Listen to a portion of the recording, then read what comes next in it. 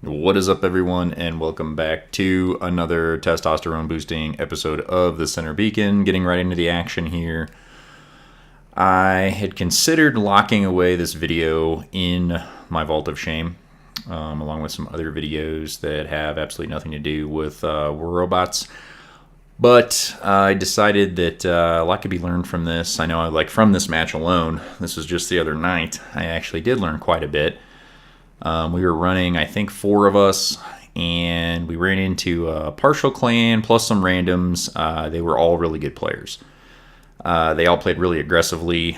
They, really knew what they were doing as far as like the way you play this map. Everybody kind of knows how you play this map. It's a race to the center. Whoever can kind of get there first and kind of lock it down, you really got an advantage, especially since they've altered this map. You can see on the left and right of the screen there, the basically, they upscaled the size of those shields used for cover.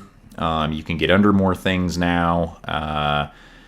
And, you can see here I'm just kind of walking into a wall of pain and hatred there. Just really the strategy here is just trying to dump a bot, which is what I do. And then I get dumped. Just trying to start the kind of what I think of as like the conveyor belt of robots to the center on this map. And if you've played this one a lot, especially in gold, you know what I'm talking about. You kind of get usually 2 or 3 guys that get to the center, they hold it down. 2 or 3 guys from the other side make it over there and push them out. And then, the conveyor belt starts rolling from both sides, of the map, from both spawns. And it really just kind of comes down to like, to push and be pushed. And these guys did a really good job of basically withstanding our pushes, because as you'll see in the next few minutes of this video, we never really did take this thing back. And you can see how aggressive these guys are. All they got to do is they got to hold that thing, but these guys are actually pushing, in towards our spawn. And they had the right mix of ranged and brawlers. And they just did a really good job of, you can see say like the 3 red players, like right there. You got one under the ramp, which is a great spot. You got one holding down the center, who's lighting me up there, and then you got 2 more guys coming down that far catwalk.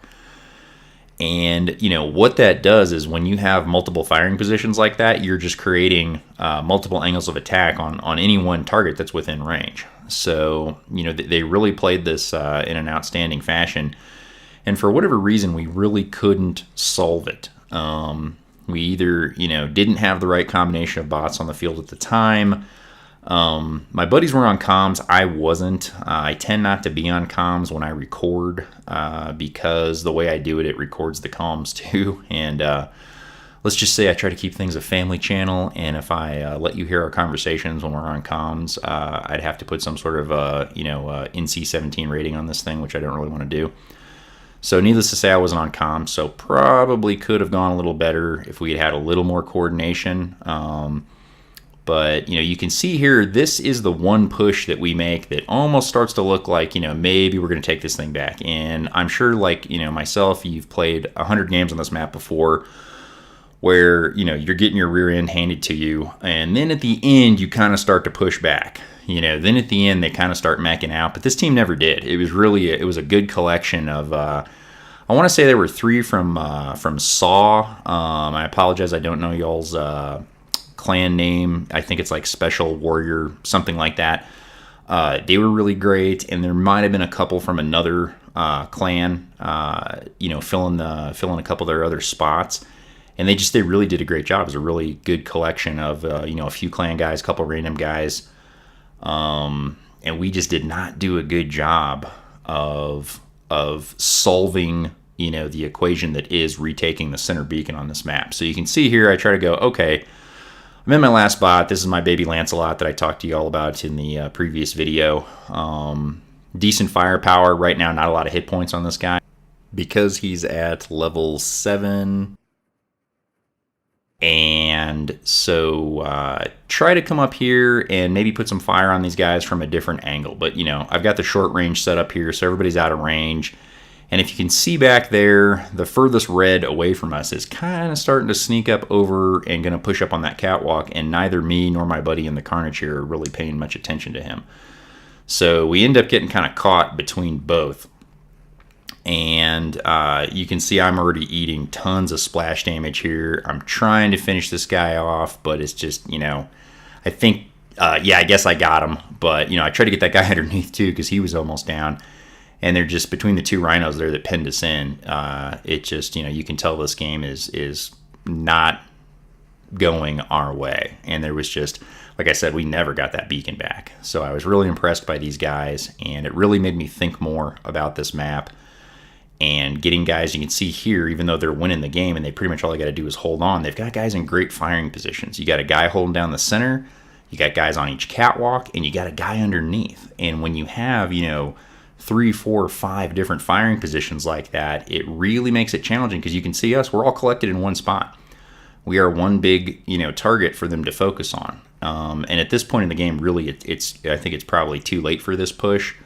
Maybe if we had a full team, I don't know. But here's something too, real quick. I'll talk about bots. I never did care for the 4-legged bots. I don't like, especially the Ragin, I think is the big one.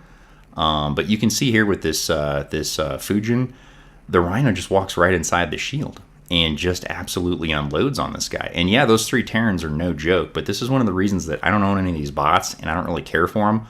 I love the idea of 3 medium hardpoints for Orkans or Terrans. I do not like the bots, the especially, like I said, the big one, but even the little one. I don't like it. You can walk right inside that shield, and then that advantage is gone. They're not quick enough. And the Rhino still shows its dominance there. You can see this guy here. He's handling himself pretty well. He's using cover. This is another great example of, this is how you play a Rhino. And, he saw the threat from the Fujin, and he went right into it, got inside the shield, boom, no problem.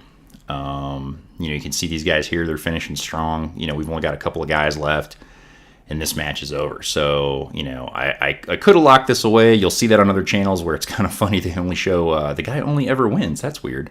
He doesn't have any losses. But I like to learn from my losses, and I thought maybe this would help you guys as kind of like a little breakdown of the anatomy of how not to do it. Maybe in the future I'll have one of how to do it, but we'll see. So that's it for this video. I really appreciate you guys liking, subscribing, and as always, I will see you next time at the Center Beacon.